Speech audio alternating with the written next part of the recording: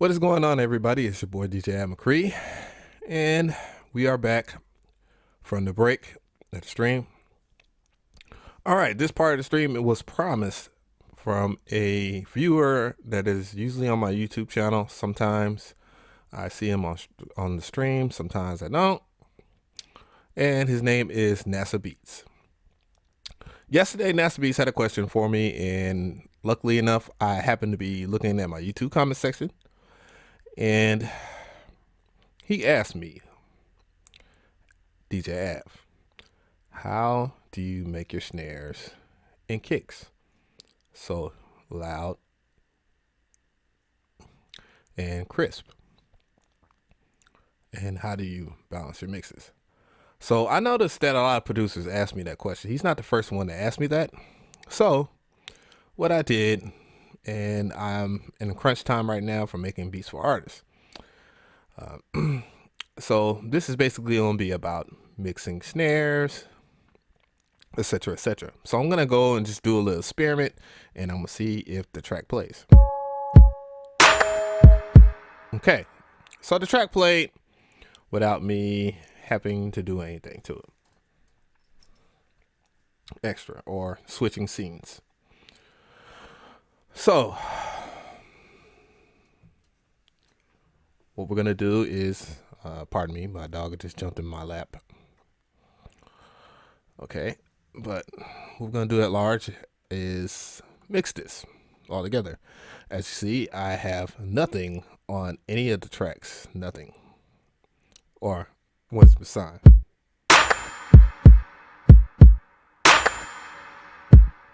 So nothing is really assigned, and these drums are from the Trap Camp kit on the website, for those who's wondering.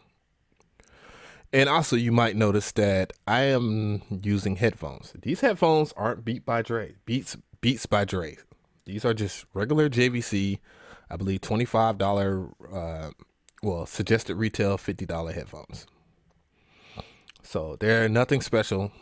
This is just like how I like to mix, because I like to hear everything. So nothing's really assigned to anything except for the drum lines, which I'm not using the snare, so I'm going to go ahead and get rid of the snare. And what we're going to do is we're going to collectively map everything to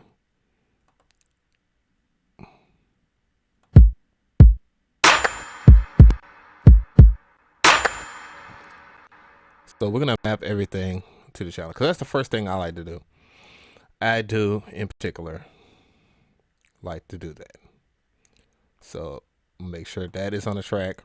And this is FL 12.2, by the way, if you was wondering. Okay, and I have my snare on the second insert and the clap on the third insert. So I'm just going to go ahead and we're not going to see me.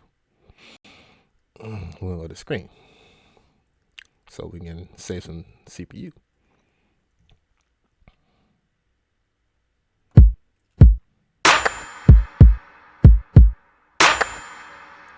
So what we have is just a regular drum line that, is just there. The first thing that I do in this particular element is I turn this down right here. And the funny name for this beat is called Netflix and Chill. Netflix and Chill.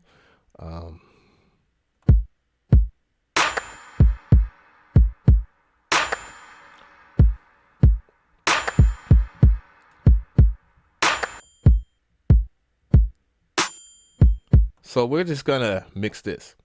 I will be using some third-party plugins, unfortunately, but largely I want you to draw your attention to this. We're gonna pull up Maximus. Let me see. Maximus, where are you? Dynamics. Maximus. Maximus is gonna pull up default. Now, a trick I like to use, and this actually sets things off as far as your mix. Simply enough. And and it's very simple. What we're going to do, we're going to go to the lower shelf of Maximus, and we're going to, I got to move this up a little bit. I got a cracked screen, so I got to see. I'm going to go to this area. This area right here, if you draw your attention to this part of the screen, you will see what it is. It's stereo separation. This is the low end of the track. This is how it's going to sound. And I'm going to go ahead and just reset this so you actually can hear it beforehand.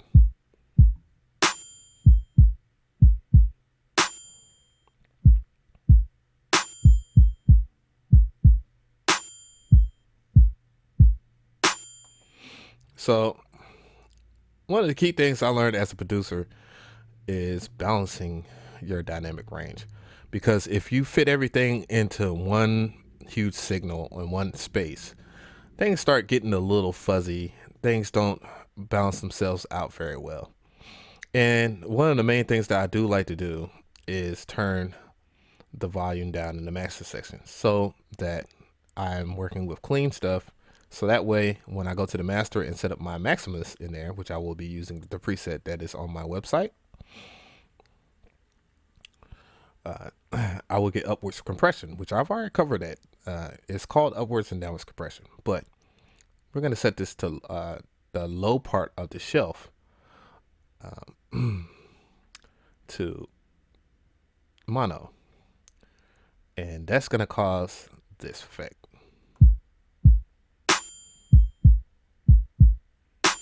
So as you can see, if you're looking at the oscilloscope, goodness gracious, you can see that the kick is not distorting at all. Now that's a good thing. Now we're gonna set the mid just a little bit stereo, and that's gonna separate each element of that kick, allowing great less phase cancellation later on when we start messing with the melody. So, observe. As you will notice right here, this is just the low that's playing because I have it soloed. Now I'm gonna unsolo it. Now you can hear the mid. Now I'm not a fan of the mid in this particular kick, so I'm gonna lower it just a smidge. Go back up and move this up. If you pay attention to this, you see this getting a little larger than normal. And now we're gonna go to the master.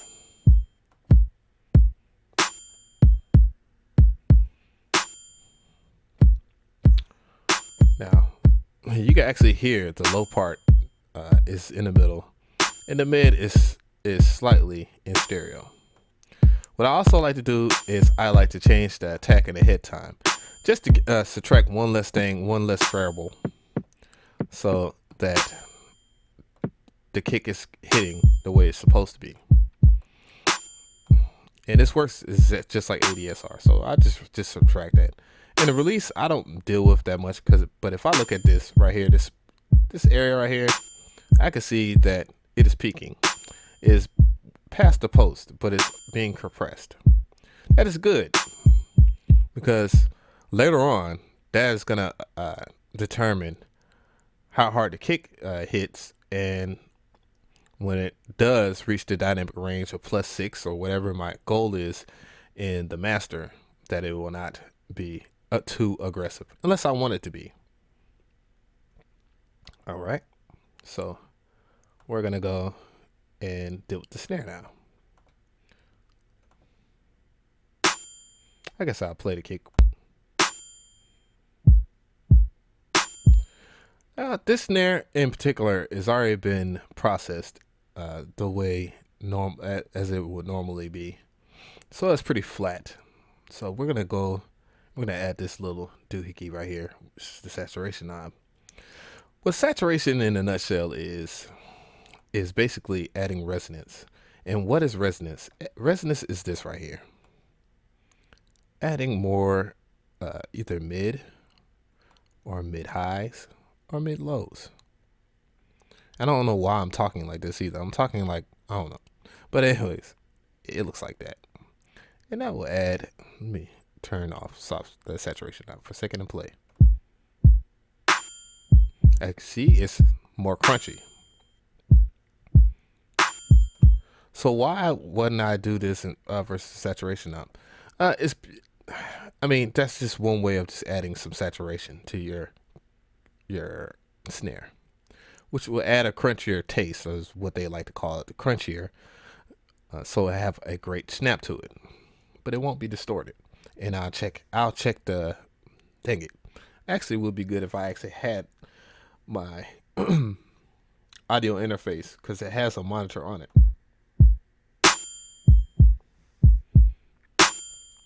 As you see, it's louder,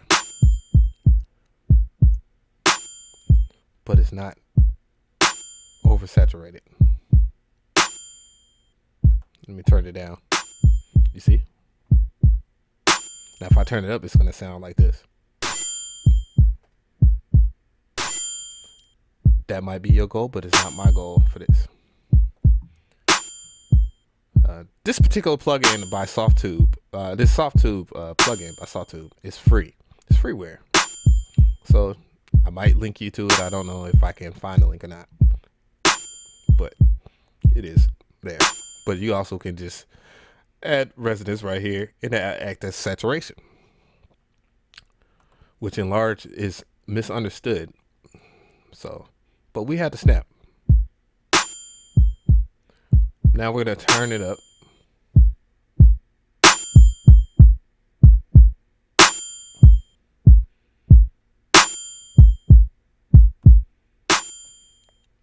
So when it's normalized to 0, the kick is hitting hard, but the snare is the kick and the snare is hitting hard, but only the kick is actually loud. So we're gonna go and add. We're gonna go to the master and add the cabinet. And one thing I would like to say is make sure that you have this turned off. All this is master compensation, and this is actually in the wrong area. Master and compensation is supposed to usually supposed to be right here, and it's supposed to be added after the multiband compressor or compressor. So don't worry about that. We're gonna go ahead and look at my Maximus. So I have it set to be at a certain level so that it will bring up the overall volume. So we're gonna listen to it.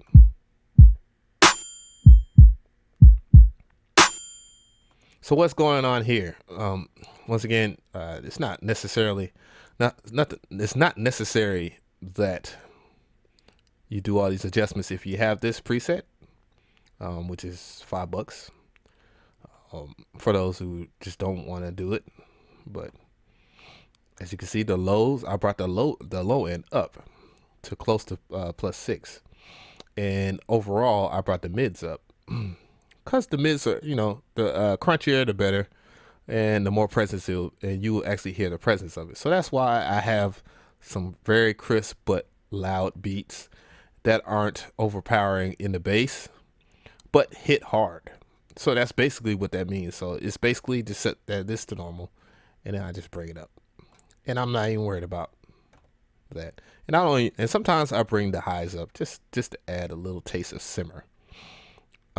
One thing you might want to check out as you listen to the beat, see how much highs you have, and then solo it.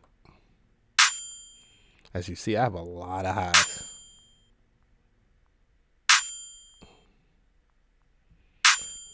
That can and cannot be pleasing to you, but use your own instinct. So I'll just turn it down because it's already way too many highs, way too much highs.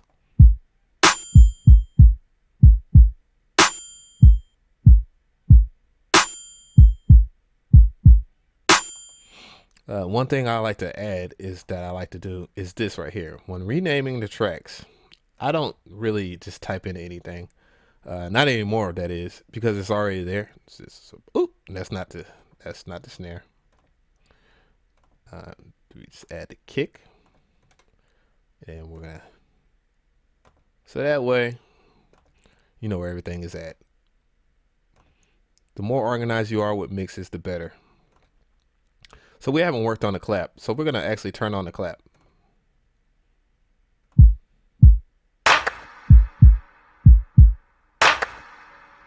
The clap is not distorting, and the way I like to predetermine that is just listen to the clap and look at it on the oscilloscope. I feel that the clap is where it needs to be. Actually, it could go down a smidge. That way it's not too overbearing.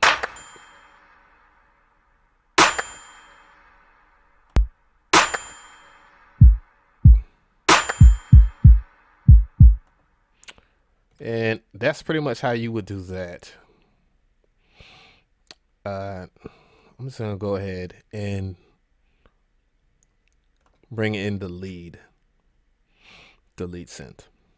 Now, off top, I always have my melodies.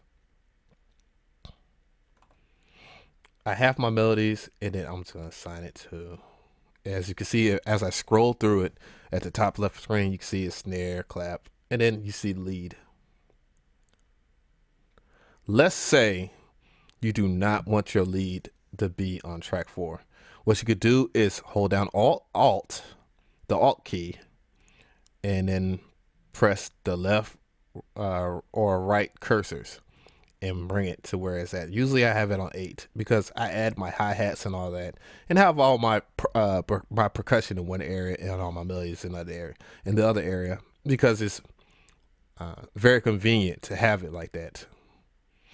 So we're gonna go and I'm gonna see if I actually unmuted that. As you can see, you can actually assign it, and it's actually cool that you can assign it to there.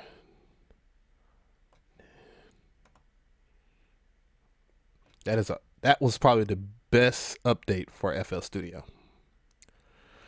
Now, in large, we're just gonna go ahead and I'm gonna look again to see if I have it unmuted. I have Obscurium, which is one of my new toys that I'm gonna use forever, and One Button Joy. As you can see, I'm only playing C sharp. No, goodness gracious, C flat. C sharp. Goodness gracious, I always mess that up for some reason. But yeah, we're gonna go and play that.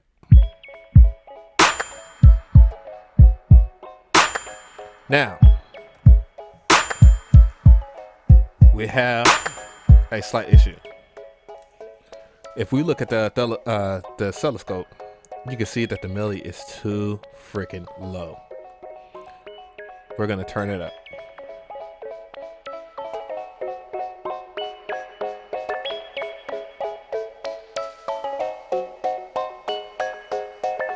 All right, we're at 18 minutes, so this is not one of those easy peasy things to go through. So bear with me. As you can see, it's much louder now. And as I look at it, it looks like it's where I want it to be. So I'm gonna raise it just a little bit higher. Actually, I might even leave it at even.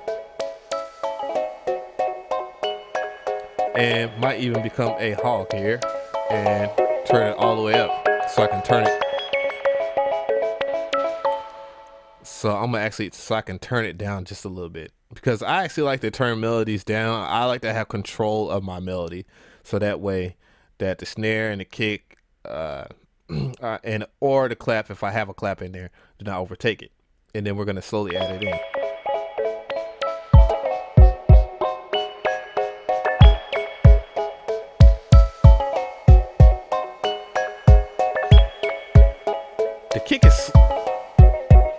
The kick is slightly in the red, and this is something that it's not a bad thing for a kick to be in the red, because it's probably the most aggressive part of your beat other than your bass. And I do have a bass in here as well, so I will be adding the bass to it. So bear with me as I do that. I'm just measure the kick right quick. I'm gonna look at my audio interface to see how destructive the kick is.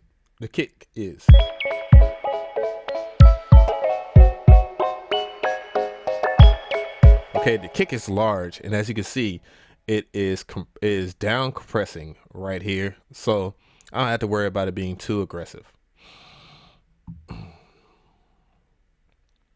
So I'm going to go ahead and just add the snare.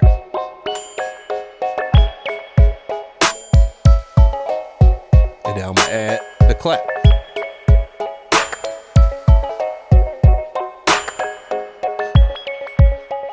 So I have other melodies, so I'm going to go ahead and rename this track and call it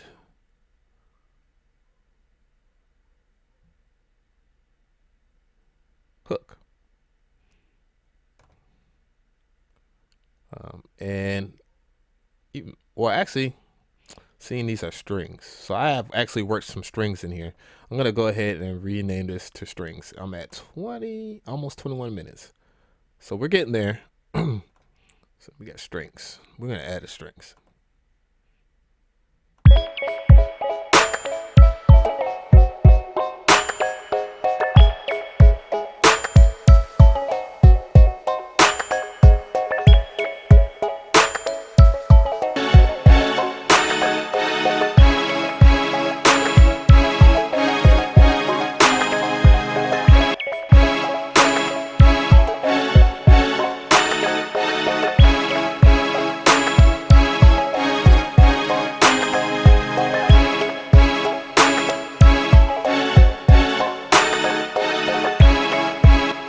Now, reason why I added strings to this is because strings are kind of one of those things like, dang, like, should I have them loud? Should I have them low?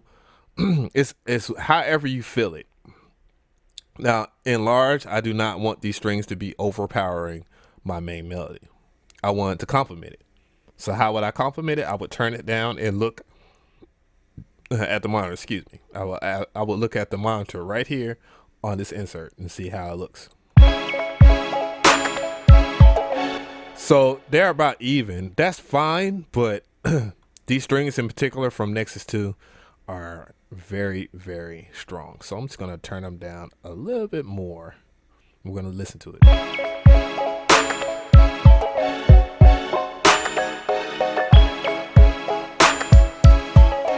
That seems a little too low, so I'm going to turn it up a little bit.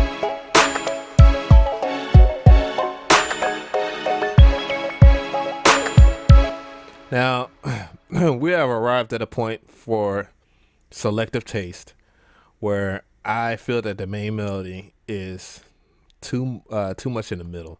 So we have stereo separation right here. So I'm going to go ahead and add some stereo separation and experiment and see if how that would enhance the main melody so it'll be in the person's ear.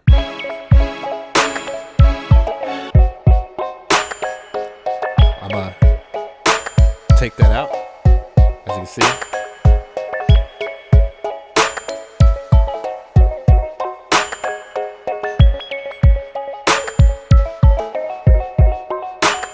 Just for suggestive taste, I'm gonna add some resonance to this, some saturation, because I feel that if I add it there and give it its own individual signal, which it seems like it doesn't have enough highs, that it will stick out a lot more.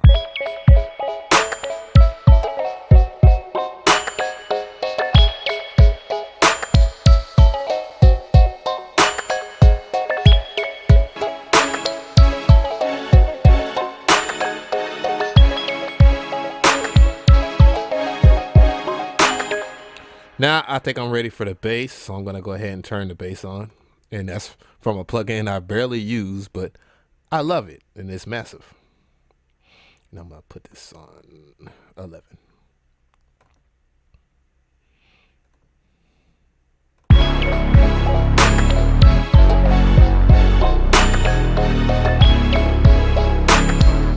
Now this type of bass in its own, you can do a few things to it.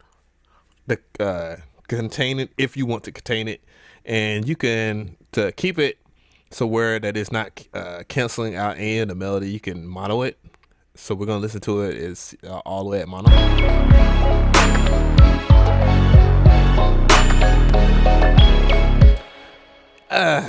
I mean, I don't know. I don't really care for that. So I'm just gonna go ahead and not mono it. Just turn it down just a little bit.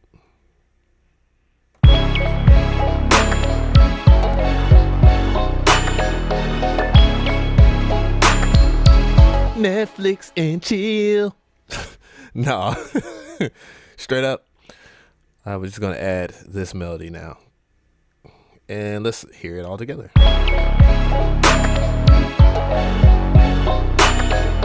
Now you cannot hear that new melody that I have on, so I'm gonna make sure that I turn it up a little bit and add that.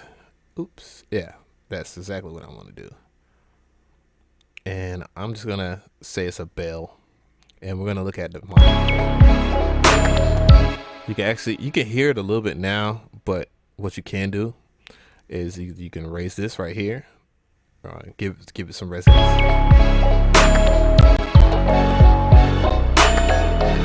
As you see, it's kind of buckling a little bit, and we're at 26. So NASA Beats, I hope you're still hanging in there with me. If you watch this on YouTube, and guys, I appreciate y'all for hanging in with me. Now I'm almost done, and we got it right here. And this kind of explains why it takes me so long to make beats a day, because this is a fragile part of the beat. This makes the beat what it is in the artist's ears, because the better the mix, the better your chances are of getting the placement.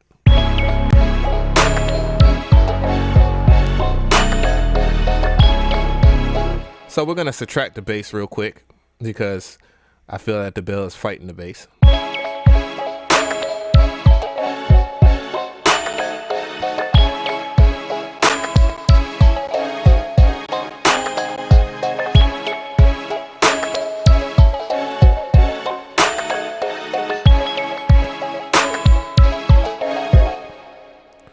So it's still there, so it's still not as loud as I want it to be. So I might do this little trick right here.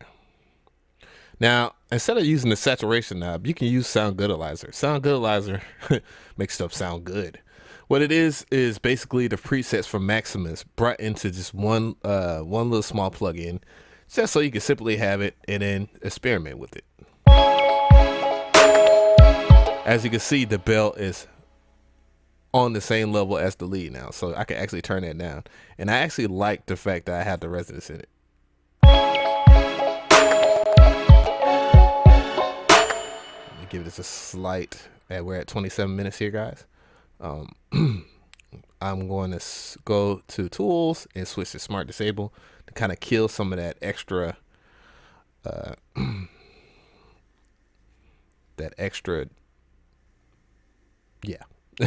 to kill some of the extra CPU usage that is happening.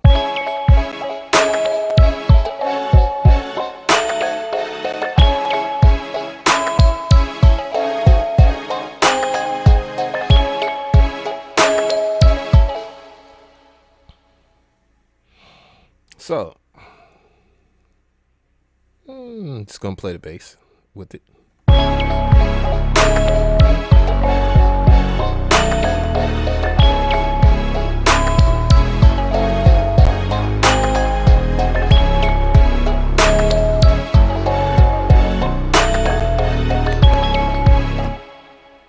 So I'm gonna go ahead and save this, because I already know what I kind of like to mix a little bit. So I basically hope this helps. You know, if you have any more questions, just ask me any questions. If you like, give this video a like, and you know, if you haven't subscribed already, please subscribe. We at 1600. It was supposed to be 4 to 1500 tutorials, and pages just blowing up. So I appreciate everybody for that. We're gonna listen to it one more time.